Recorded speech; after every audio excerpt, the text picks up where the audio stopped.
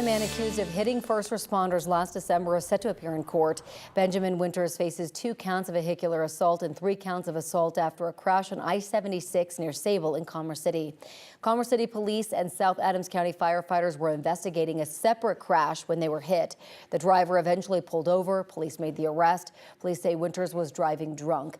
After his arrest last year, investigators expressed anger and frustration. It's getting beyond even believable of how many DUI crashes we're having that are not only hurting our public, but now we have our emergency personnel that can't even do their job without getting hit by somebody that's decided to drive drunk.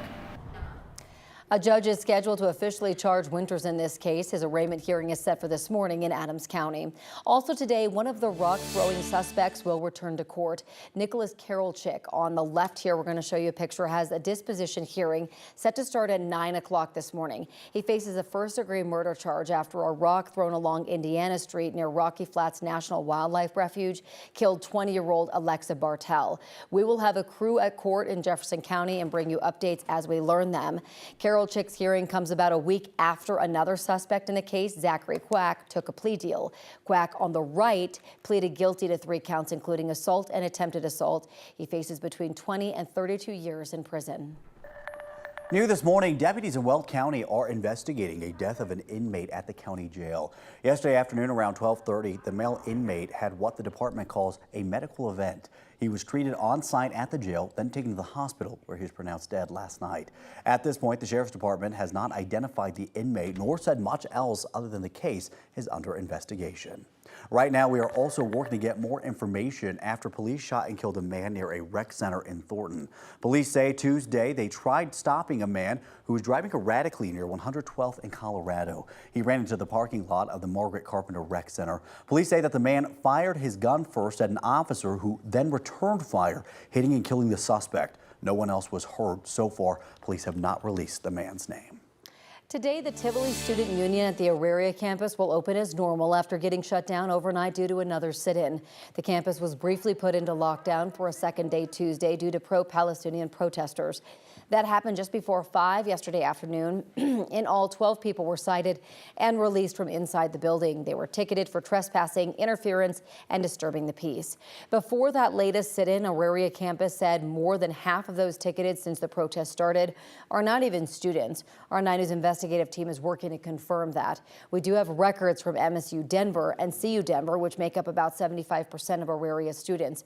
Of the first 45 people arrested when the protest started, only 13 were students. A pro-Palestinian encampment on the campus of UC Berkeley is coming down. The group agreed to dismantle the camp after coming to an agreement with the university. Administrators say a full divestment from Israel was off the table, but they did agree to, among other things, put a rush on the process for reviewing concerns regarding investments in weapons making and surveillance industries. It's sounds of recovery, and we know how to do that well. And so it's just really beautiful. While it's devastating to see your building hurt, the people are resilient. This morning, a church in Louisiana is picking up the pieces after a tornado devastated parts of the state. Westlake United Methodist is now relying on help from the community to rebuild. The tornado tore off bricks, blew out windows and doors, and ruined a shed on the church's property. Despite these damage, services will continue as scheduled. That was one of several recent tornadoes, including this one in southwestern Pennsylvania. Check out this dramatic footage that we're showing this morning. This video shows the moments that the tornado slammed into a church with people still inside of it. Now, the National Weather Service preliminarily says that the twister was an EF2 with wind speeds of 118 miles per hour. You can see the church's steeple was torn off that building and damaged several nearby cars. Thankfully, no one that was inside the church was seriously hurt. And today, the Federal Emergency Management Agency is headed to Michigan to assess tornado damage in Kalamazoo. It's been almost a week since an EF2 tornado destroyed hundreds of buildings and homes there. FEMA will determine how much money cities will get to fix all of this damage that you're seeing right here in this video.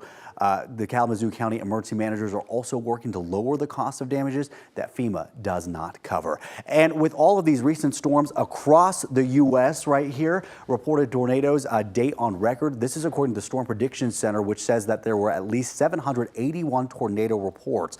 Now, throughout Monday, May 13th, that stands behind only 2011, which had more than 1,300 by this date. That makes this year well above average. Records go back to 1950. Of course, Ed, we have seen plenty of damage left behind these tornadoes, and unfortunately, we are not out of the season yet. You're right. Very active tornado season this year, and May is the peak month, and we are right in the middle of it. And as we take a look, we can see showers and thunderstorms. We do have some severe weather southeast, but right here, and this is just southeast of our home state, you can see we do have some of those showers and thunderstorms that could reach severe levels, as we had talked about today. We could see them again tomorrow. We'll see 60s over the Front Range, though. We will only see the normal type of shower and thunderstorm. No severe weather expected here for us. We will see those afternoon showers and thunderstorms. And then tomorrow, look at how we warm up nicely into the 70s with sunny skies and even warmer into the 80s as we get to Friday.